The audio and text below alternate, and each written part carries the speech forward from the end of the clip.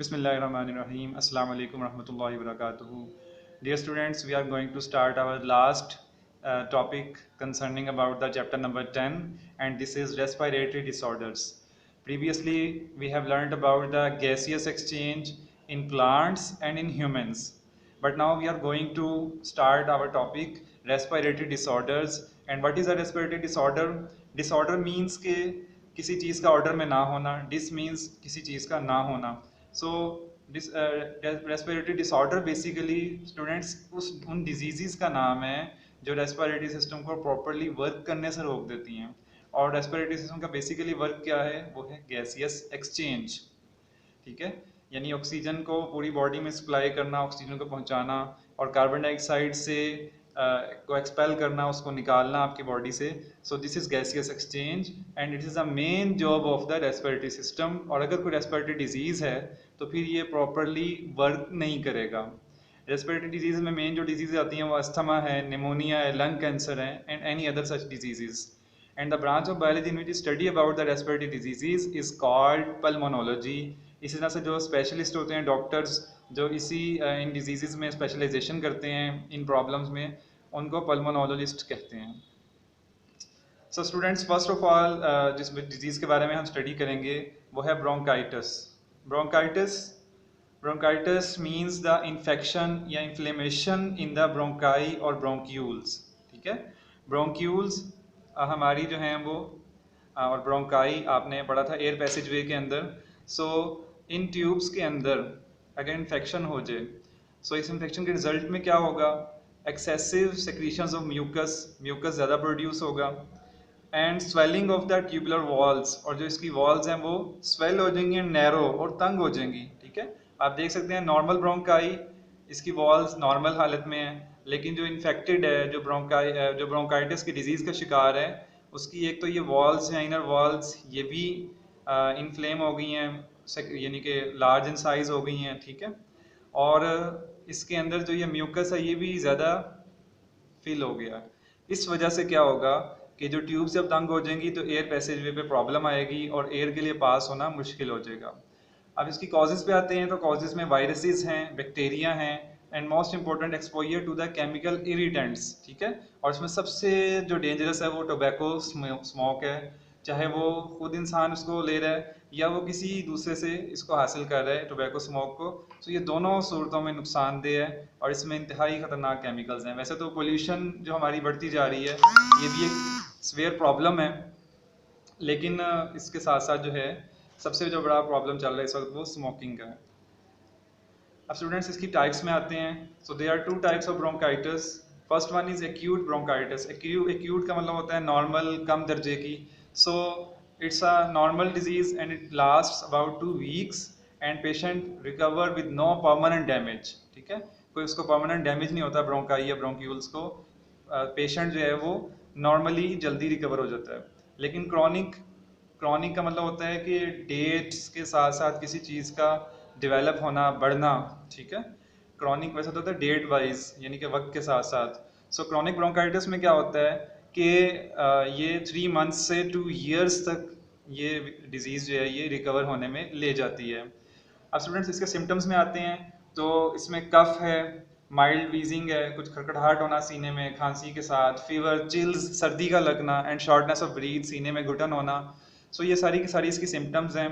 लेकिन सिम्टम्स का हर किसी का मतलब नहीं है कि अगर एक इंसान में इनमें से 2, 3 या 4 सिम्टम्स भी मौजूद हैं तो वो ये समझे कि मुझे कोई रेस्पिरेटरी डिसऑर्डर है, क्योंकि इसका जो इसकी जो फैसला है, इसका जो डायग्नोज है वो डॉक्टर करते हैं, वो बताते हैं. क्योंकि बहुत सारी जो रेस्पिरेटरी डिजीज़ हैं इनके सिम्टम्स आपस में बहुत मिलते जुलते हैं. सो ये डॉक्टर डिसाइड करते हैं कि किसी पर्सन को कौन सी डिजीज़ है और वो किस स्टेज में है. ठीक है, तो इसमें इंसान अपने पास से खुद से अंदाज़ा नहीं लगा सकता. ठीक है, अगर एक चीज़ है, उसको खांसी है, 1-2 दिन में ठीक हो जाती है, इसका मतलब उसको कोई रेस्पिरेटरी डिसऑर्डर नहीं है, वो खांसी की कोई और रीज़न भी हो सकती है. सो इस चीज़ को हमने देखना है. नेक्स्ट डिजीज है हमारे पास emphysema. Emphysema is the destruction of the walls of the alveoli.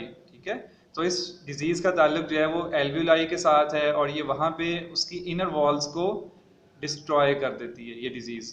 ठीक है, और इनर वॉल्स ऑफ एल्व्यूलाई की डिस्ट्रक्शन का मतलब ये है कि अब जो सरफेस एरिया था गैसियस एक्सचेंज के लिए वो रिड्यूस हो गया है, लेस हो गया है। इस वजह से गैसियस एक्सचेंज है वो प्रॉपरली अब यहाँ पे नहीं होगा, और इसके रिजल्ट में यही निकलेगा।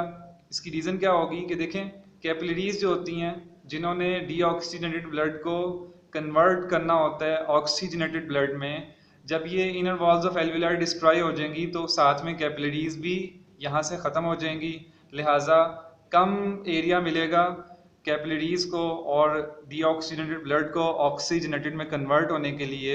सो इस तरह से जो ये सिस्टम है गैसियस एक्सचेंज का, ये प्रॉपरली वर्क नहीं करेगा। अब स्टूडेंट्स इसके सिम्टम्स में आते हैं। सो सिम्टम्स मिलती जुलती हैं लेकिन कुछ डिफरेंट हैं, जैसे शॉर्टनेस ऑफ ब्रीथ हमने ब्रोंकाइटिस के अंदर ही पढ़ा। फटीग, आपकी बॉडी में अगर खुदा ना खास्ता ऑक्सीजन का लेवल कम हो जाए सो इसकी वजह से वीकनेस हो जाती है, और वो वीकनेस जो है वो फटीग की शक्ल में, थकावट की शक्ल में जाहिर होती है। इसके बाद रिकरेंट रेस्पिरेटरी इन्फेक्शंस, ठीक है, इन रेस्पिरेटरी इन्फेक्शंस का रास्ता खुल जाता है और कुछ वक्त के यानी कि इन्फेक्शन हुआ, फिर कुछ दिनों बाद फिर इन्फेक्शन हो गया और ये सिलसिला चलना शुरू कर देता है। और इसके रिजल्ट में जब मुसलसल ऑक्सीजन की कमी बॉडी में रहती है तो वेट लॉस का प्रॉब्लम भी हो सकता है। आप ये फिगर देख सकते हैं कि जब एम्फीसीमा के पेशेंट को अक्सर ये होता है कि जब वो डायग्नोज होता है ये मर्ज, तो उसकी बॉडी का, लंग्स का अक्सर जो मसल्स हैं वो ख़त्म हो चुके होते हैं। सो इट्स अ डेंजरस डिजीज़। अब स्टूडेंट्स प्रिवेंशन के हवाले से हमारी टेक्स्ट बुक में तो कोई ऐसा मटेरियल मौजूद नहीं है, लेकिन हमें एज अ मुसलमान होने के तौर पे हमें बहुत सारी प्रिवेंशंस का हमें बचपन ही से बता दिया जाता है। मिसाल के तौर पर इन्फेक्शन फैलने की जो ज़रिया बनता है वो छींक आने से बनता है, तो छींक आने के लिए हमें सिखाया जाता है कि हम अपने मुंह पे हाथ रखें, इस तरह से अल्हम्दुलिल्लाह कहते हैं।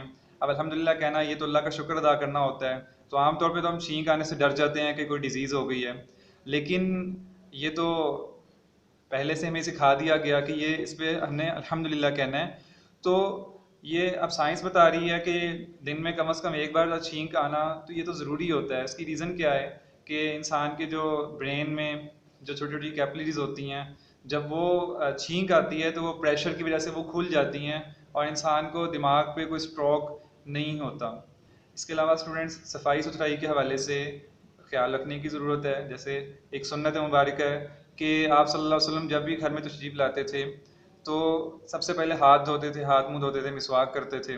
सो हम इसको अपनी आदत बना लें, ठीक है, और हम इसको आला दर्जे में पूरा करें, ना कि हम ये सोचें कि अगर हम ये करेंगे तो हम डिज़ीज़ से बच जाएंगे।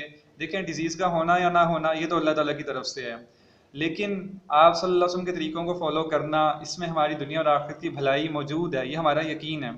तो हमने इसी कॉन्सेप्ट के साथ जो है इन प्रिवेंशंस को फॉलो करना है, और इसमें जो है अमाल का अहतमाम करना है कि दवाई भी एक ज़रिया है शिफा होने का, लेकिन जिसको अल्लाह ताला ने कंफर्म शिफा कहा है वो कुरान मजीद है, और फिर आप सल्लल्लाहु अलैहि वसल्लम की हदीस में सूरह फातिहा के बारे में आता है।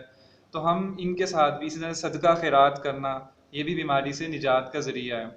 सो इसमें हम जो हैं प्रिवेंशंस के अंदर हम इन चीज़ों का अहतमाम करें, ठीक है। तो इसलिए जो है प्रिवेंशंस का होना ज़रूरी है, क्योंकि प्रिवेंशंस ना करना ये अक्लमंदी की बात नहीं है, इसलिए प्रिवेंशन ज़रूर की जाएँ।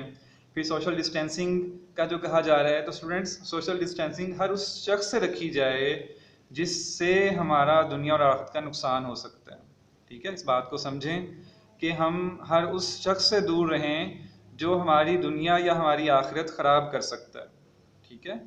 और उसमें इन्फेक्शियस पर्सन से बचना भी ज़रूरी है, ठीक है, उससे भी बचा जाए और इस चीज़ को जो है। सो स्टूडेंट्स, आज के लेसन में हमने रेस्पिरेटरी डिसऑर्डर्स को स्टडी किया, इसके बाद ब्रोंकाइटिस है, एम्फीसीमा की हमने डिटेल्स को पढ़ा।